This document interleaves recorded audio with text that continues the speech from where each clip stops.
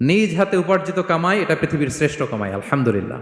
পরিশ্রমের মাধ্যমে যে উপার্জন, এটাকে ইসলাম আমাদেরকে উৎসাহিত করে। শুধু নামাজ, রোজা, জিকির এগুলো নিয়ে ইসলাম আমাদেরকে পড়ে থাকতে বলেনি। কোরআনিক অর্ডার হচ্ছে আপনার নামাজ শেষ, আপনি বেরিয়ে পড়বেন, কাজে বেরিয়ে যাবেন। ফাইদা কুদিয়াতিস সালাতু ফান্তাশিরু ফিল আরদি ওয়াবতাগু মিন ফাদলিল্লাহ। বিধানটা কার বলুন?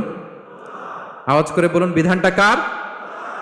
এটা কোরআনিক ভার্ডিক্ট, কোরআনের বিধান। নামাজ শেষ, গোল হয়ে বসে জিকির করতে বলা নাই আল্লাহ। আল্লাহ বলেছে ফান্তাশিরু ফিল আরদ ওয়াবতাগু মিন ফাদলিল্লাহ, জমিনে ছড়িয়ে পড়ো, আল্লাহ রিজিক তালাশ করো। নামাজ শেষ, বেরিয়ে যাবেন। কৃষক চলে যাবে মাঠে,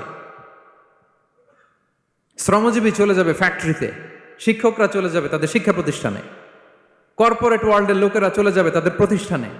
ডেভেলপমেন্ট করতে হবে, সিভিলাইজেশন করতে হবে। নামাজের পরে গোল হয়ে বসে থাকা চলবে